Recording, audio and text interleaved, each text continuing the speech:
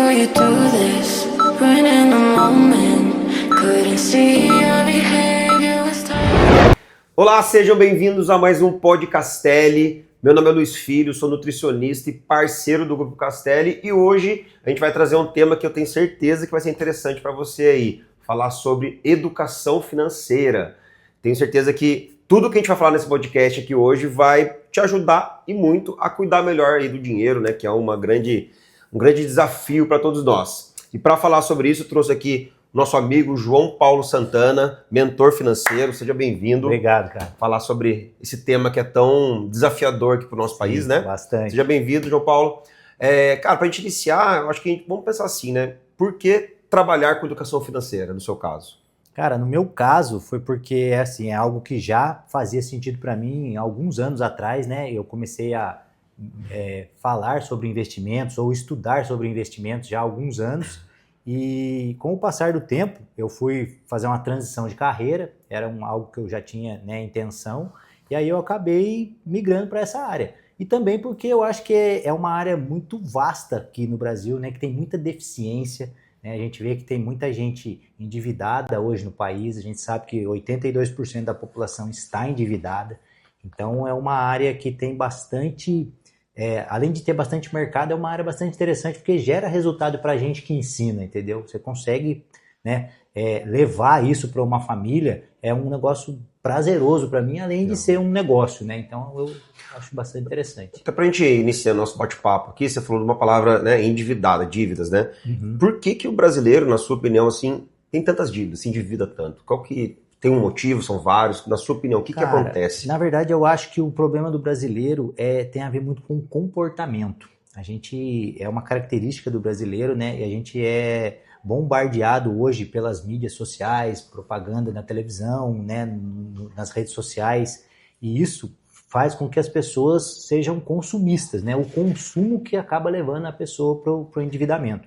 E hoje a gente tem uma coisa que é mais grave ainda, que são esses tais de joguinhos, né? O tigrinho, as bets, né? As apostas. Isso tem feito com que essa escala de endividamento ela tenha crescido cada vez mais por causa disso. E é curioso, né? Porque assim, ao mesmo tempo que a gente vê que tem bastante informação sobre educação financeira, né? Muito mais nas redes hoje em dia, né? Muito mais acessível, também as pessoas se endividam mais, né? Então, ao mesmo tempo que tem, aumenta o outro lado. Na verdade, hoje em dia a gente tem muita informação de vários assuntos. Tudo que você imaginar, você consegue encontrar na internet. O problema é que as pessoas elas consomem conteúdos muito rasos. Elas não se aprofundam e o pior, elas consomem conteúdos mais para afagar o ego ali, né? Um conteúdo mais de lazer, porque às vezes a pessoa está com aquele trabalho, né? Não gosta do lugar que trabalha, já não está numa situação financeira legal. Então o que ela faz? Quando ela vai para a rede social ou para a mídia em si, ela não vai consumir algo de conhecimento, ela vai consumir algo para ela se entreter. E aí acaba que ela não... Ela tem informação, mas não utiliza. Exatamente. Mas eu entendo o que você está falando, porque também assim, né? Vamos pensar, a pessoa está endividada ali, com uma situação financeira complicada. Você falou, ela não vai ficar buscando mais informações, porque ela não sabe nem como resolver, né? Às vezes, isso não é que ela não dor, queira né? resolver, né? Mas às vezes ela tá... Eu não quero ter essa dor, né? Então deixa eu ofuscar. É aquele ditado, né? Se você tá vermelho no banco, você nem entra no seu aplicativo para ver, né? Isso é uma realidade. Tem muita gente que, inclusive, que me procura, né, para a gente fazer um trabalho nessa parte de organização financeira. A pessoa revela isso, fala, olha, eu evito abrir o aplicativo do meu banco, porque eu sei que tá ruim lá, tá com problema. Vou abrir e vai acabar tendo uma dor. Então a pessoa, para evitar essa dor, ela acaba ignorando. E quando ela ignora isso, esse problema só vai aumentando, entendeu? Então é um problema crônico, né, do Brasil, e a gente tem trabalhado nisso para poder mitigar e tentar, né, reduzir pelo menos esse problema aí. Legal, cara. Fala um pouquinho assim, João, de você, assim, né, cara? Assim, como que você foi se tornar um mentor financeiro, um pouquinho do seu histórico, para o pessoal conhecer até já entrar um pouquinho na sua metodologia de cuidar melhor do dinheiro para a gente entender mais. Então, vamos lá. Eu vim da indústria, né? Eu sou um profissional da indústria, trabalhei por 20 anos, né, na indústria, trabalhava com planejamento de produção, que não era planejamento financeiro, mas era planejamento de produção. As finanças entraram na minha vida logo no começo da minha carreira, lá em 2003. Foi a primeira vez que eu fiz o meu investimento. 2003? 2003. Ninguém falava disso no Brasil. Não, cara. Investimento era poupança. Um negócio... Era poupança que o pessoal conhecia. Ainda o pessoal utiliza poupança. Depois a gente vai entrar nisso. Mas, a gente vai entrar nisso. Mas era só poupança. O mercado de ações, nessa época, a gente brincava que era mato, cara. Não tinha muita informação. E assim... Em 2003 você já investia em ação? Já investi em ações. Na verdade, o meu primeiro investimento foi em ação. Tá. Eu cometi esse erro, né? Por desinformação, Sim. por falta de conhecimento. Como que foi esse processo? Eu trabalhava numa grande multinacional, né, aqui no Vale, e na época o governo liberou parte do FGTS para quem era, né, funcionário dessa empresa, podia sacar uma parte do FGTS e converter em ações da Petrobras. E eu fiz isso, porque alguns colegas estavam fazendo, eu ouvi aquilo, né, dentro da Deve empresa ser bom, lá. né? Todo mundo fazendo e tal. Eu falei, vou fazer. E outro, o FGTS é um dinheiro que você não tem acesso. Só em poucos casos específicos que você consegue acessar, né? E aí ele estava liberando, então era uma forma de eu acessar o dinheiro e colocar ele em outro lugar. E eu fiz isso. Comprei ações da Petrobras na época e deu ruim, para variar, né? Acabei perdendo dinheiro. Não foi muito dinheiro, um valor até relativamente pequeno, mas eu perdi dinheiro. E esse foi minha primeira experiência com investimentos, lá em 2003. E esse episódio que fez com que eu tivesse interesse por esse assunto, porque eu pensei, poxa, as pessoas ganham dinheiro com isso, por que eu perdi? O que eu fiz de errado para eu perder esse dinheiro? E aí isso me despertou o interesse em estudar um pouco mais sobre isso. Mas nesse momento tem pessoas que se afastam, né? Sim. Já que eu perdi, já nem quero olhar mais para esse negócio. Você tentou conhecer a grande maioria fala, isso não é para mim, isso é ruim, e se afasta. Eu, num primeiro momento, tive esse pensamento, falei, esse negócio não presta, né? Pensei comigo. Mas logo na sequência eu pensei, não, cara, isso deve ter algum jeito correto de fazer, porque eu fiz sem saber o que eu estava fazendo. Aliás, é o que eu não indico para as pessoas, né? Não faça nada daquilo que você não tenha conhecimento para fazer. Por isso que dá errado. Porque você faz sem ter propriedade, né? Sem ter conhecimento.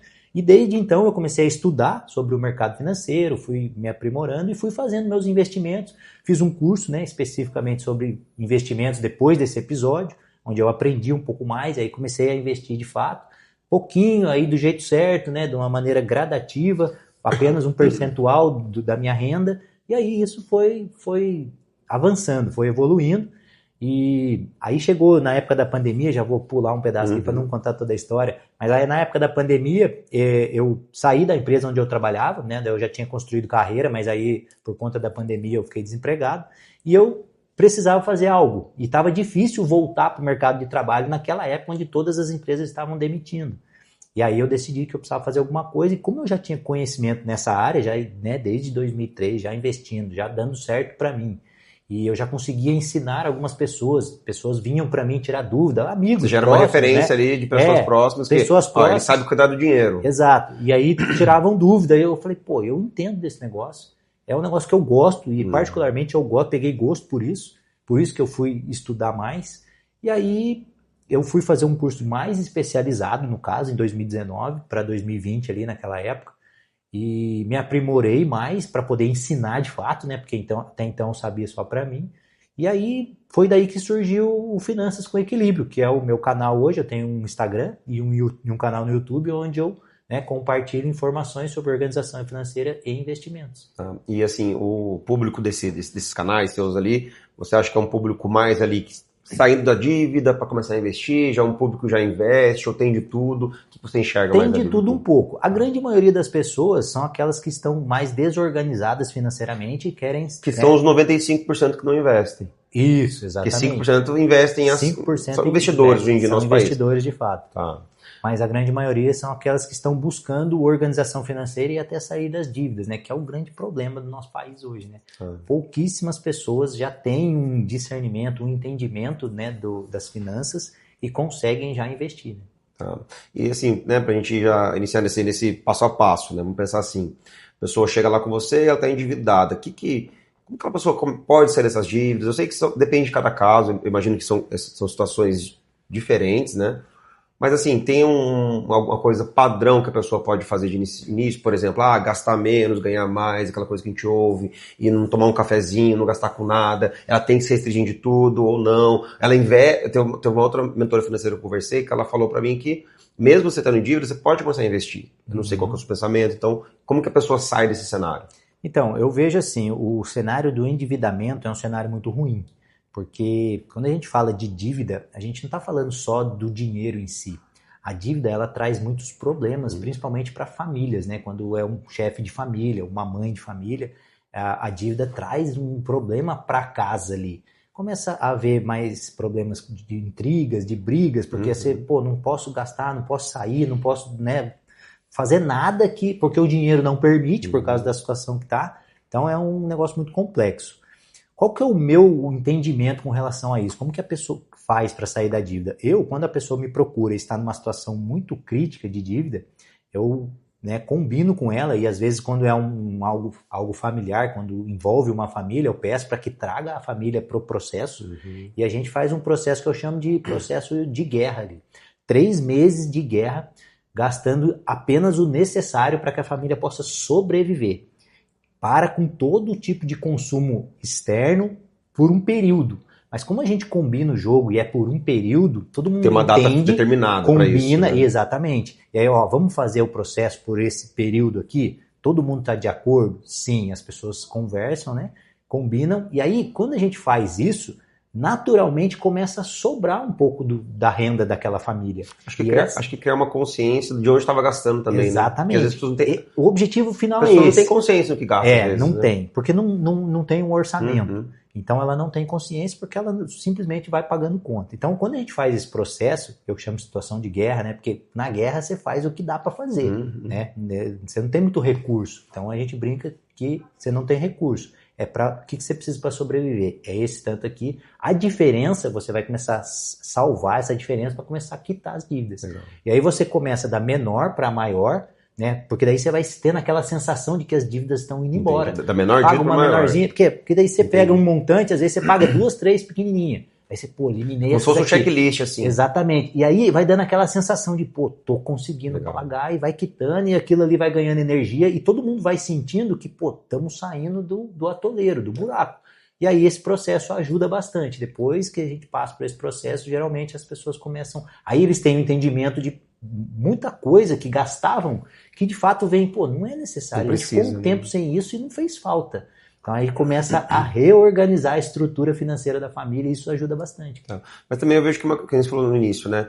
Uma questão comportamental, uma questão de mentalidade, acho que do nosso país mesmo, cultural, de consumo, de pouco acesso a coisas, então as pessoas acabam se endividando para conquistar também ali, antecipar os sonhos. Acho que esse nome que você na verdade, é o que eu falei no início, né? É o consumismo. Porque hoje, assim, as pessoas, elas não consomem para elas. Elas consomem para mostrar para outras pessoas, para o vizinho, para a pessoa do trabalho. Porque assim, eu penso no ambiente de trabalho. Falo desse ambiente que é um ambiente onde eu vivi, na indústria.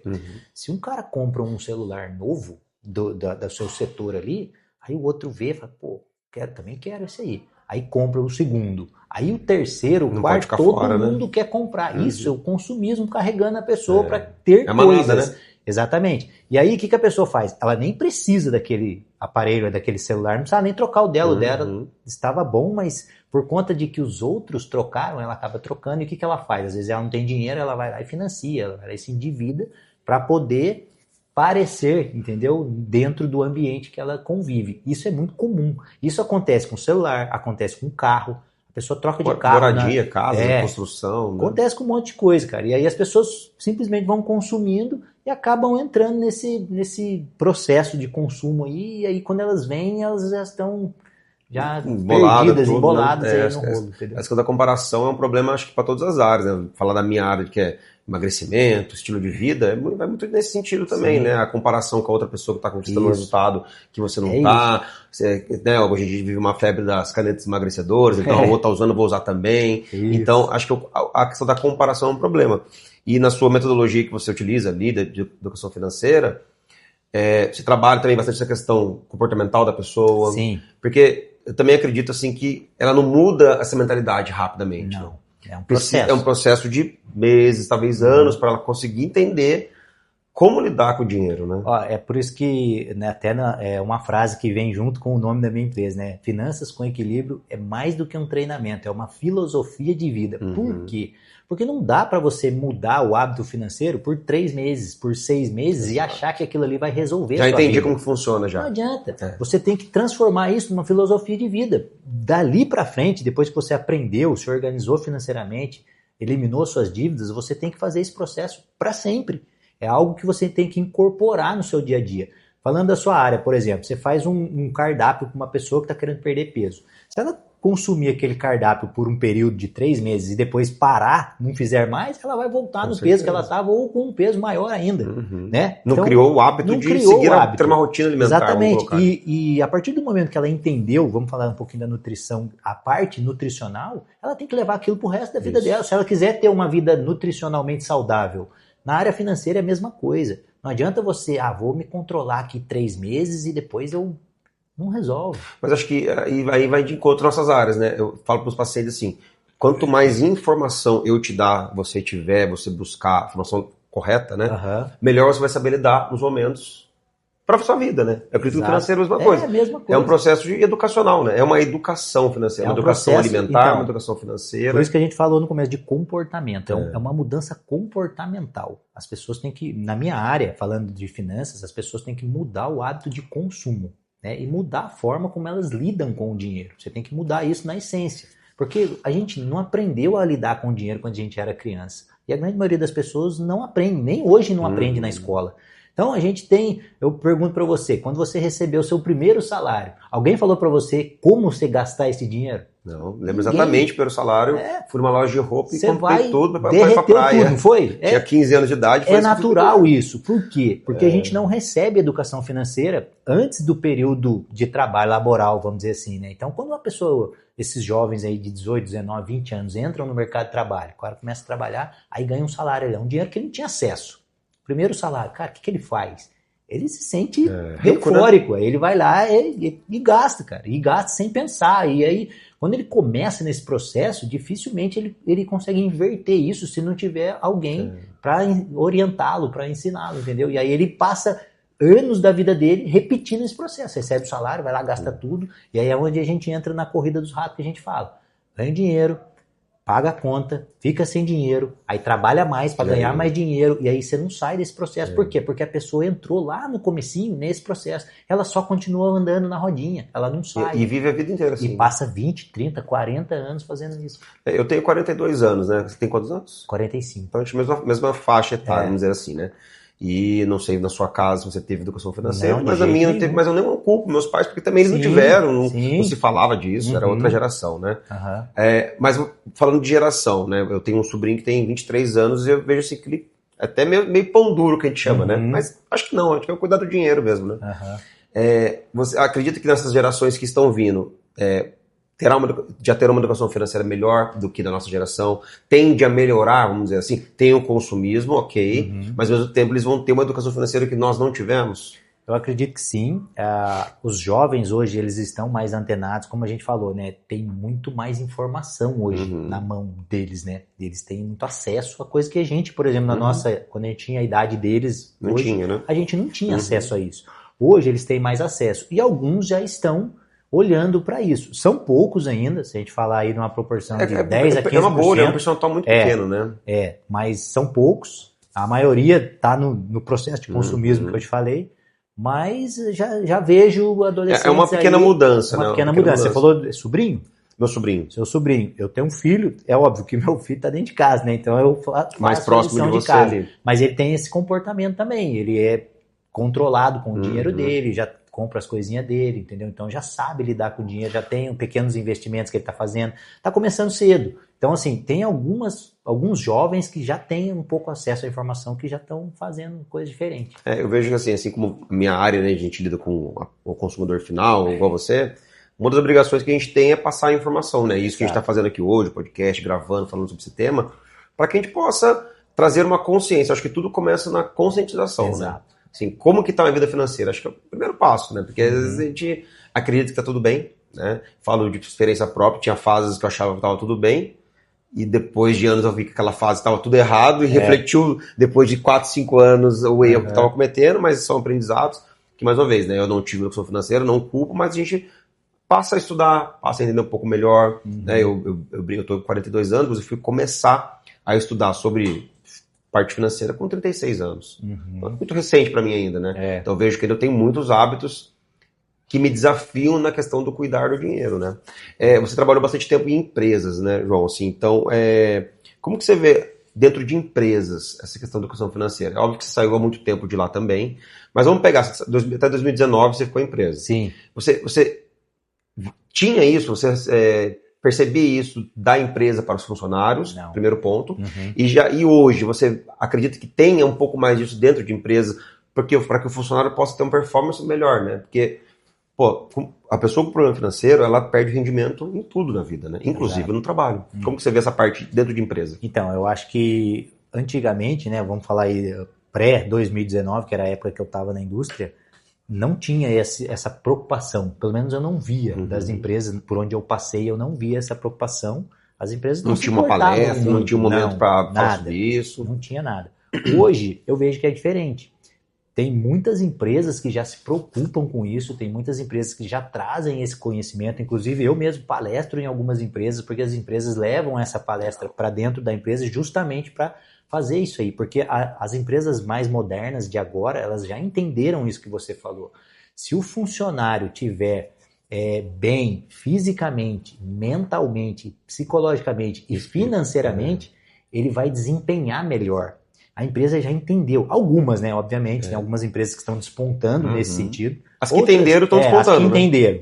Estão aplicando isso. Então, estão levando conhecimento, levam através de palestras, através de programas, né, que fazem com as equipes, porque elas entenderam que a performance do funcionário vai ser melhor se ele estiver melhor. E aí isso tem feito bastante diferença e tem mudado bastante recentemente. Eu fiz essa pergunta porque aqui na Castelli, né, a gente tem essa proposta, né, de levar saúde, parte financeira, psicológica para as empresas, porque é isso mesmo, né? Então, os nossos clientes, a gente vê que eles relatam, né? Melhora de funcionário, afastamento menor, melhor produtividade. Então, né, falando da parte da nutrição, a pessoa está cuidando da saúde, do dinheiro. Então, eu vejo que isso está totalmente interligado, pensando em produtividade, né? Lá nos seus canais, né, de internet, Instagram, tudo, quais são as maiores dúvidas, né, relacionadas assim, como organizar a vida financeira? O que o pessoal tem de dúvida? Isso já emenda assim, como a gente começa organizando? São as planilhas que sempre falaram? Eu já tentei planilha, eu já tentei celular, tentei aplicativo. O que você enxerga como uma forma, porque, vamos lá, né, tá, tem as pessoas que são da planilha, beleza, gosta ali de colocar os dados, mas tem pessoa que não é. Sim. Como que a gente pode organizar com vários perfis de pessoas, assim? Então, na verdade é o seguinte, vamos falar primeiro da parte de organização financeira. Como que eu me organizo, independente do meio, tá? Porque isso que você está falando isso, é o meio, perfeito. Como que eu me organizo? A primeira coisa que eu tenho que fazer é ter um orçamento do meu dinheiro. Saber quanto exatamente eu ganho, porque por incrível que pareça, tem gente que às vezes não sabe exatamente quanto ganha. Quando a pessoa tem uma única fonte de renda, é mais fácil, né? Mas mesmo assim a pessoa se engana.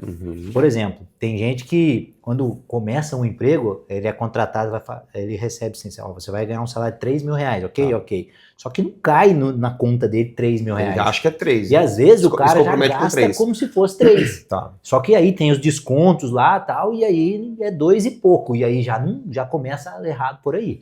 Então você precisa entender exatamente quanto você ganha. Deixa eu fazer só uma pausa, porque daí eu vou me encaixar nessa... Legal. Tem um funcionário que ganha ali uma quantia fixa, legal, e tem um funcionário como eu, um profissional liberal, que às vezes às vezes é sazonal. Tem o variável.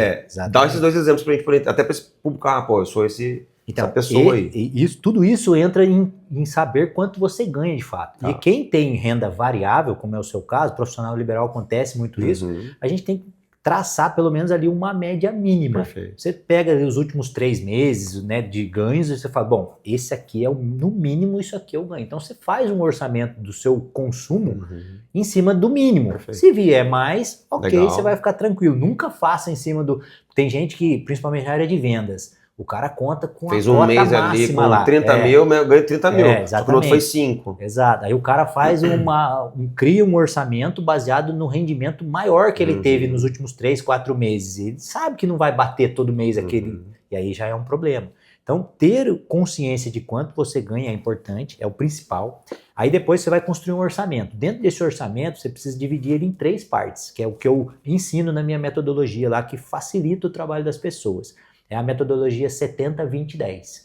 70% da sua renda se separa para os seus gastos essenciais. Água, luz, telefone, se tiver prestação da casa, do carro, tem que estar dentro desse 70%. 20% você separa para lazer, para você gastar como você quiser, porque você precisa ter um lazer, se divertir. Né? A gente estava falando do momento de guerra lá, há pouco tempo atrás, não tem esse momento. No momento de guerra não tem o lazer. Não, aí você corta porque você está endividado. É para resolver uma situação pontual. Quando você estiver numa situação mais razoável, aí você separa 20% para lazer, até porque se você é um chefe de família e fala para sua esposa, ó, nós vamos pagar nossas contas e guardar dinheiro e só. Cara, em 2, 3 meses você vai arrumar um problema dentro de casa, entendeu? Então você tem que ter um dinheiro reservado para você curtir com a sua família, fazer um passeio no shopping, almoçar num lugar legal, tirar um dia para ir na praia, faz parte da vida, né? Você não pode se abdicar disso. E tirar isso da renda da família destrói qualquer organização financeira. Então é muito importante ter essa parte.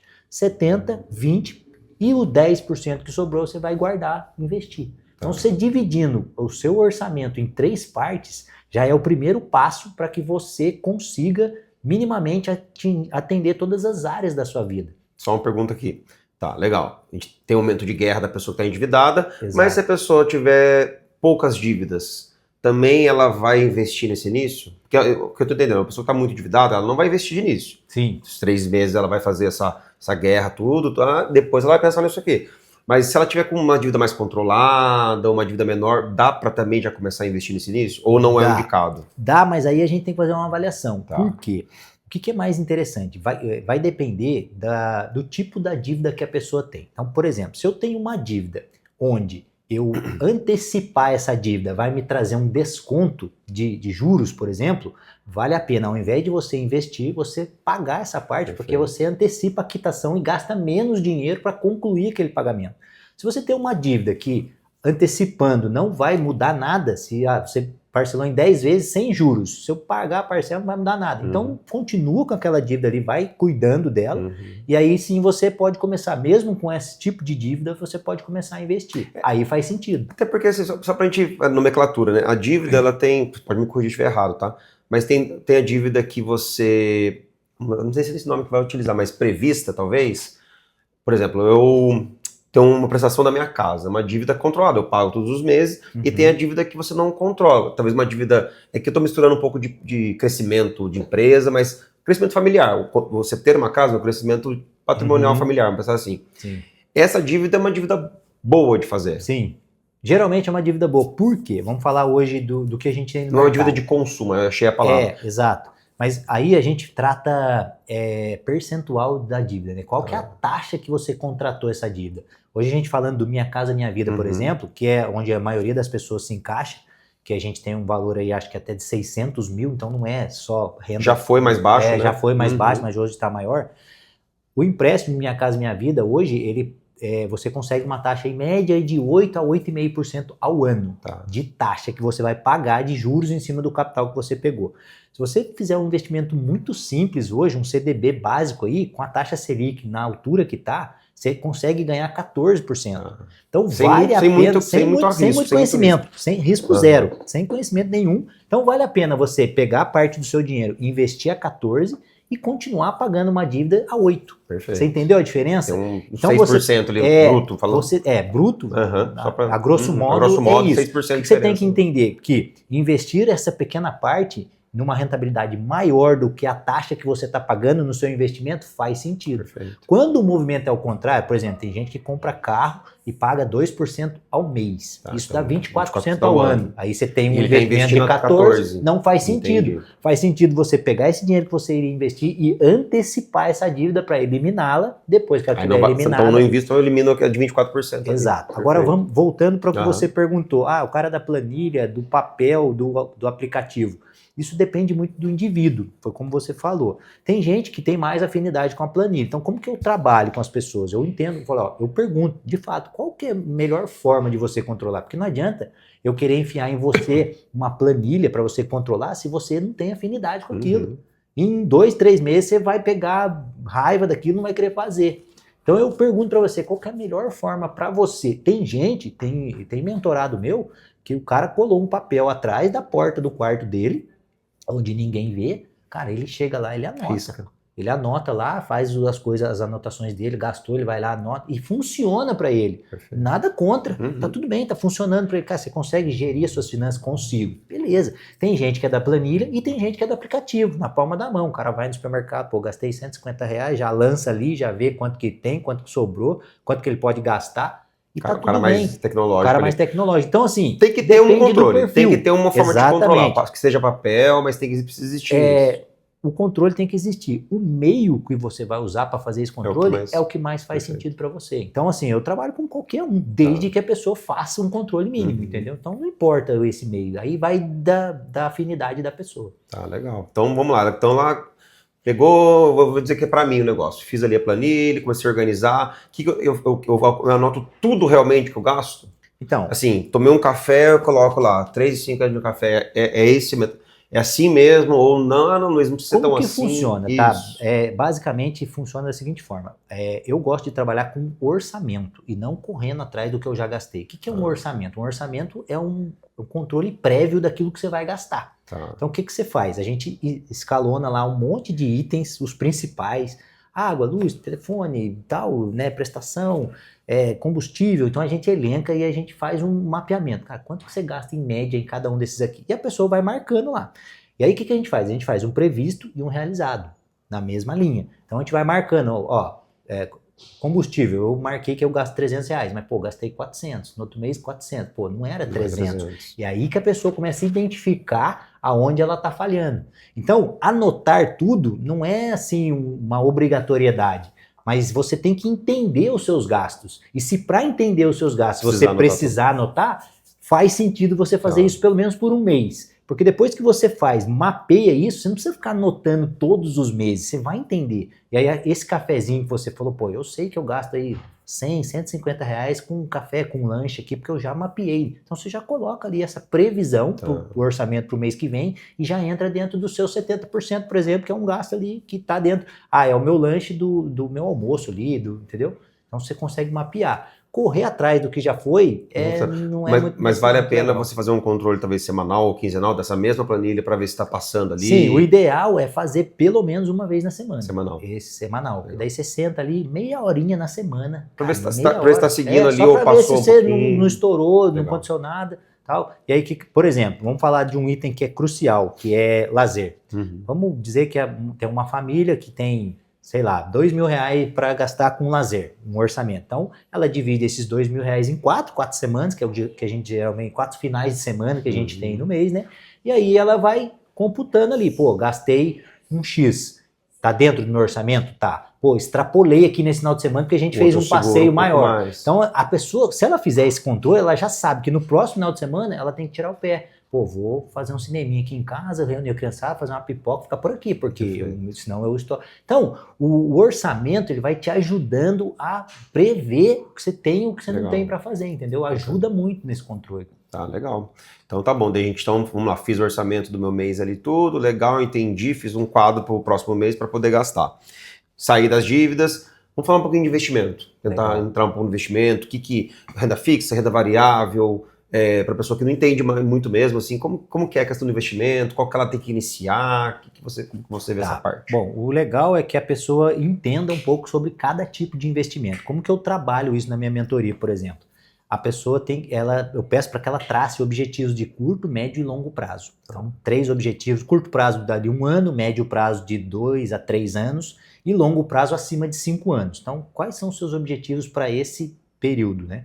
E aí a pessoa traz os objetivos dela e de acordo com o objetivo a gente define alguns tipos de investimento, porque cada tipo de investimento ele tem a ver com o prazo e a rentabilidade e tem também a ver com o perfil da pessoa, né? O perfil financeiro da pessoa, se ela tem mais aversão a risco, se ela quer correr um pouco mais de risco. Então a gente entende esse perfil e baseado no que ela quer. Por exemplo, eu quero trocar de carro daqui a 1 ano. Então beleza, é um tipo de investimento. Então a gente vai alocar aquele dinheiro, aquele recurso num investimento. Esse aqui é para minha aposentadoria, cara. Quando eu me aposentar, eu quero ter um salário extra lá, então é outro tipo de investimento. Então os investimentos eles são definidos de acordo com o objetivo da pessoa e com o prazo que ela vai precisar desse investimento, porque quanto maior o prazo, maior a rentabilidade. Então você tem que saber trabalhar isso aí e assim, você também não pode colocar um dinheiro que você vai precisar para um curto prazo num investimento que tem um pouco mais de risco. Porque corre o risco de você, naquele prazo pequeno, ter uma pequena variação ali negativa, por exemplo, que no longo prazo você não teria, porque ele oscila, né? E pode ser que em um ano, por exemplo, ele oscile um pouquinho para baixo, mas em 8, 10 anos ele cresce muito. Então, se você pegar uma foto daquele ano e você precisar do dinheiro, você ficou no negativo ali. Então, quando eu sei que o investimento é para curto prazo, a gente aloca o dinheiro em locais que não tem risco de ter essa perda, entendeu? Aí tem que ter esse conhecimento, essa informação, para que quando tiver no momento de queda, a pessoa também não se antecipe, não tem exatamente. essa... Quando a gente vai fazer, é renda fixa e renda variável. Qual que é a diferença básica para as pessoas entenderem? Renda fixa, você empresta dinheiro para o banco. Tá. Você pega o seu dinheiro e investe. Quando você põe no CDB, você está emprestando dinheiro para o banco, ele vai te pagar uma rentabilidade, mas ele vai emprestar aí no mercado uma rentabilidade muito maior. Então, por que é renda fixa? Porque você emprestou, você sabe o prazo que você emprestou aquele dinheiro ali, porque você tem essa informação no momento do investimento, e o banco vai ter que te pagar, é um empréstimo. Tá. Quando você vai para renda variável, que a gente fala de ações, fundos imobiliários, por exemplo, você se torna sócio de um empreendimento. Perfeito. Então eu não estou emprestando dinheiro para a empresa, eu estou comprando parte da empresa para ser sócio daquela empresa. Se a empresa for mal, eu vou mal também.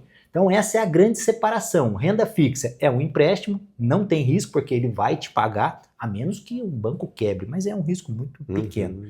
Então, basicamente... Tem também para o governo, que seria exatamente, Selic, né? Tem o Tesouro Direto. Tesouro Direto, desculpa. Tesouro Direto é um empréstimo para o governo, mais seguro do que emprestar para o banco. Tá. Então, a chance de quebrar um governo é muito menor que um banco. Muito menor. Então, quando você faz um empréstimo, você sabe que você vai... Por isso que é renda fixa, porque é fixo. Você sabe que você vai receber, você sabe o prazo, tá tudo certo. A renda variável, ela varia. Se a empresa for mal, varia para baixo. Se ela for muito bem, varia para cima. Então, você está se tornando sócio da empresa. Então, essa é a grande diferença. Mas na renda variável, assim, se for pensar a médio e longo prazo, a tendência é você ter ganho. A tendência é você ganhar muito mais na renda variável do que na renda fixa. Tá. Porque, assim, o risco está atrelado ao retorno. Perfeito. Quanto menor risco você tem, menor vai ser o seu retorno. Então, quando você empresta na renda fixa, como ela risco, é fixa, você não tem risco. Então, o retorno é um pouco menor. Na renda variável, até para te provocar a ir para lá, ele tem que te oferecer algo maior. Qual o sentido de pagar pouco, o mesmo da renda fixa, se você tem risco? Grande, mas você vai ganhar um pouco mais. Então, risco-retorno. Se você quer correr um pouco mais de risco, você pode ter um retorno bem maior. Então...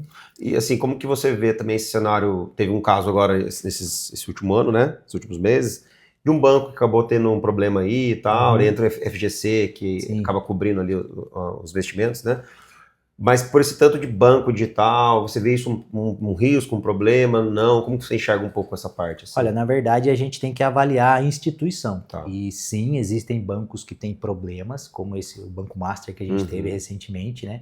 Mas eles deram muitos sinais. O mercado, antes de ele implodir, digamos assim, o que ele estava fazendo? Ele estava, por exemplo, os bancos normais hoje, eles emprestam, né, um CDB, paga 100% do CDI, 105% do CDI, máximo, que é uma taxa ali.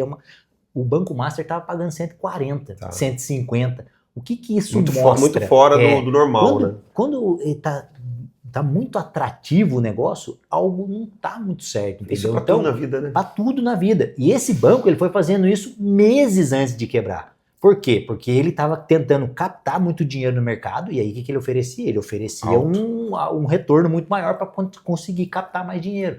E quem foi, assim, negligente, digamos assim, foi afoito, quero ganhar mais, sabe aquela história de muita sede ao pote?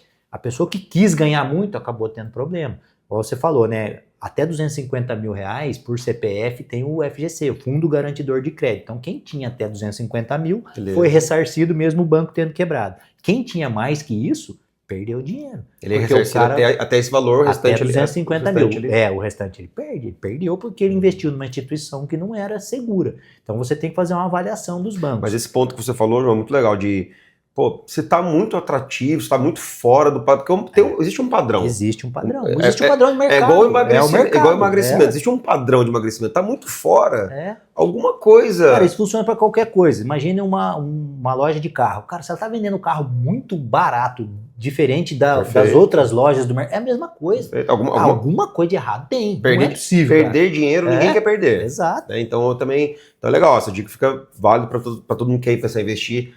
Analisa direitinho a corretora, o banco. Cuidado com os retornos milagrosos. E outra coisa, as pessoas, eu quero investir e ficar rico em 2, 3 anos. Cara, não existe isso. Enriquecer no mercado financeiro é um processo de longo prazo. Às vezes a pessoa chega, cara, eu quero investir, mas eu quero ficar rico. Cara, não vai ficar. Não é isso, não é essa mentalidade. Não é essa mentalidade. Quero construir patrimônio no mercado financeiro? Ok, é possível. Inclusive, eu acho que a área assim mais tranquila para a pessoa construir patrimônio é o mercado financeiro. As pessoas falam, pô, mas que absurdo. Não é absurdo. Absurdo é você abrir uma empresa para você enriquecer. Cara, pensa em ter uma empresa, em empreender, os riscos que você tem. Demais.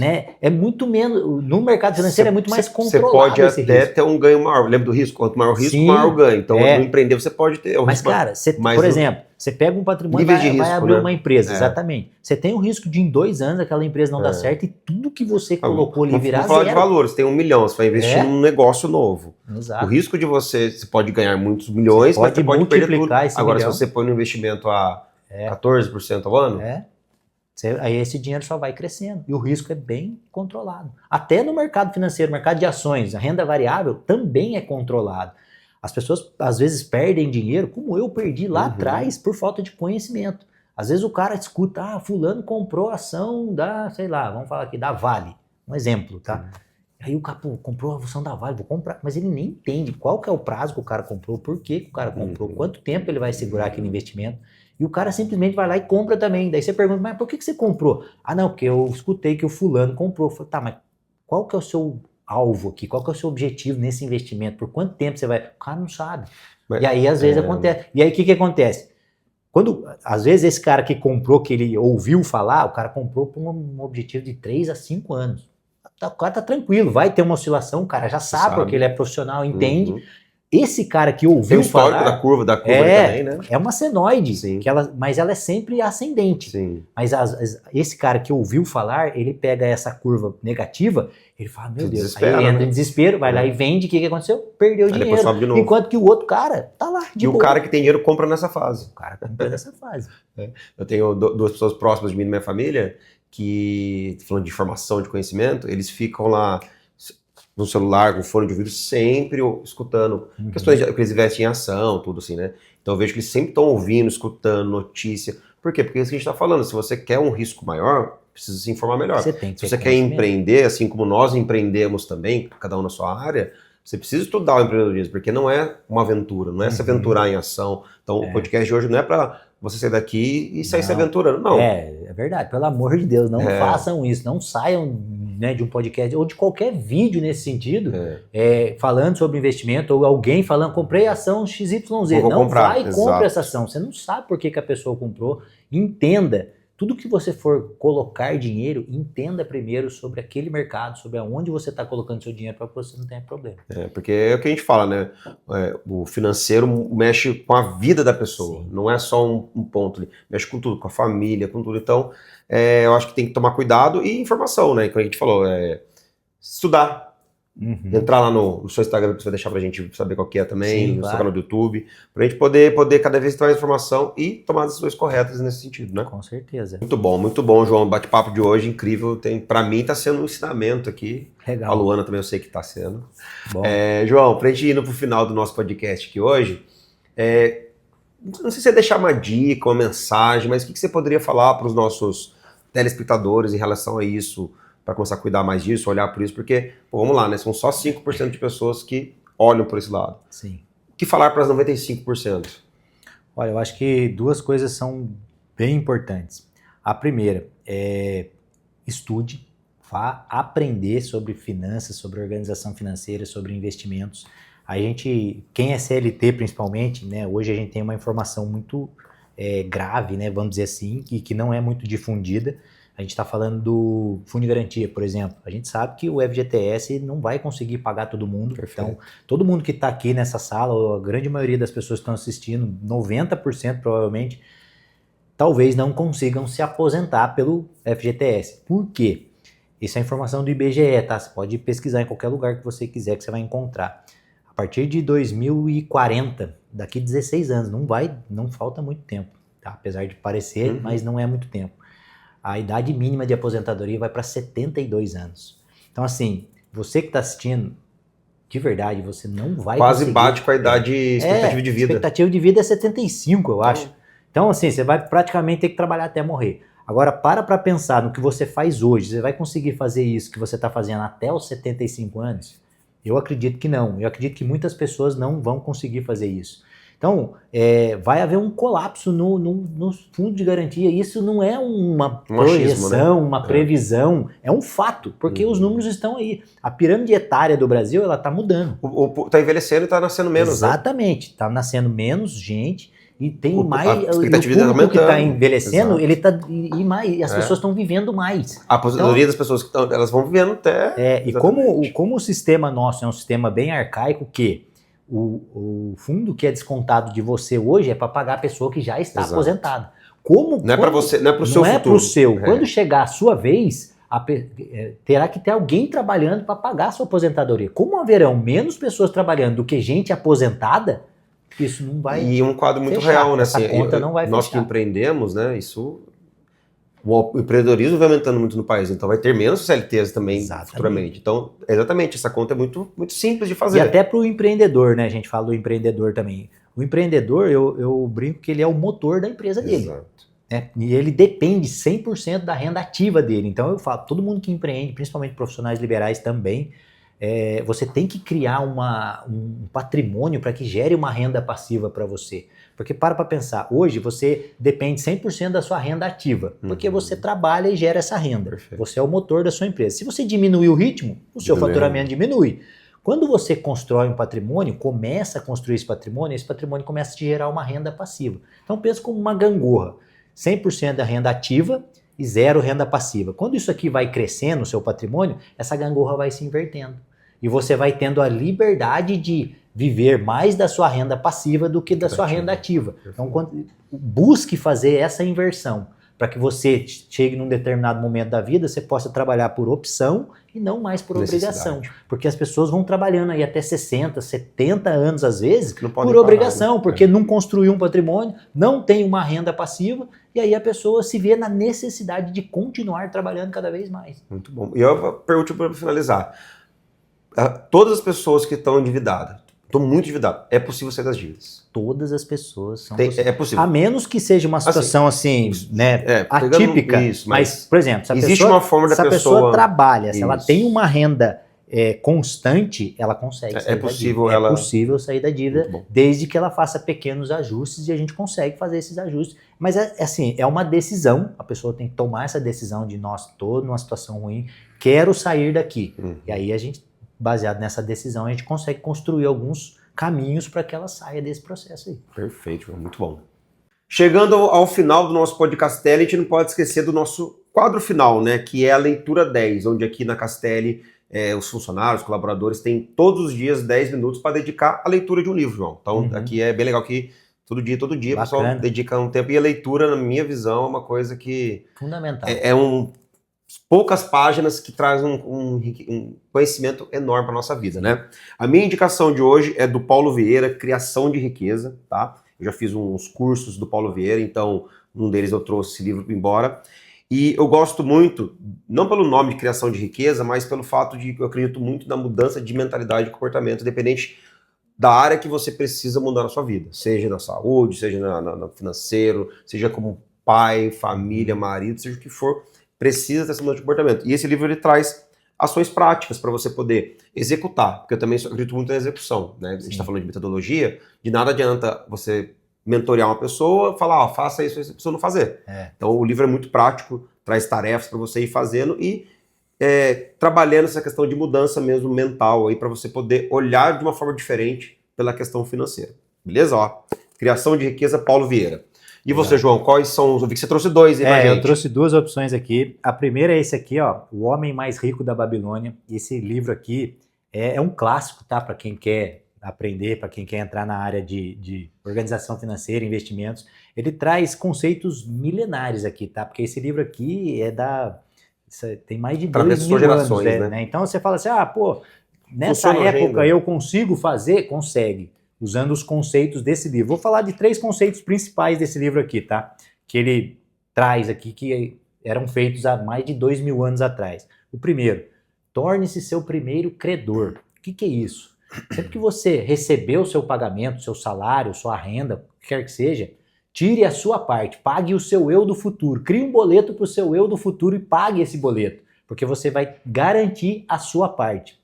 Segundo, guarde 10%, no mínimo 10% de tudo que você gera de renda. É um princípio que está aqui também. E o terceiro é você aprender a fazer com que esse dinheiro que você está guardando, ele se multiplique. Aprenda a fazer o seu dinheiro multiplicar. Que ele gere mais dinheiro para você, que ele trabalhe para você. Então esses 3 conceitos estão nesse livro e dentre outros muito bons também, então recomendo O Homem Mais Rico da Babilônia. E eu trouxe um outro aqui que se chama Psicologia Financeira, do Morgan Housel. Esse livro aqui é muito bom, ele fala sobre a psicologia financeira, né? Na verdade, fala sobre como as pessoas podem cuidar das finanças não só tecnicamente, mas emocionalmente, usando a psicologia. Qual que é o princípio, né, que ele fala que principal? Você não precisa ser tecnicamente muito bom na área financeira. Você pode, com bons comportamentos, controlar aí as suas finanças sem conhecer muito tecnicamente. Basta você não tomar decisões eufóricas, decisões emocionais, que aí você já consegue controlar melhor suas finanças. Bom demais. Ó, 3 indicações aqui riquíssimas. João, tenho certeza, se a pessoa pegar para ler esses 3 livros aqui, ela dá uma mudada na vida financeira dela, não dá? Bastante, com certeza. Então é isso. Evoluir bastante. João, obrigado. Valeu pela participação. E vamos gravar um próximo falando demais, porque tem muita coisa para falar sobre dinheiro. Legal, aí. Tem sim. Espero que você tenha gostado de mais um episódio do nosso Podcastelli. Deixa aqui o comentário, conta um pouquinho pra gente como que é a sua vida financeira. Tá boa, não tá? Se não tiver, vamos cuidar dela, hein? Beleza? Se você tem alguma dúvida em relação ao que a gente falou aqui, quer perguntar alguma coisa sobre educação financeira e investimentos, pode mandar também, pode deixar no comentário ou manda no meu Instagram lá que eu respondo para todo mundo. Só um parênteses aqui, fala o seu Instagram pro pessoal. @Finanças com Equilíbrio. Finanças com Equilíbrio. Segue lá, tem muitas dicas boas. Pessoal, muito obrigado. Até o nosso próximo Podcastelli. Tamo junto. Valeu!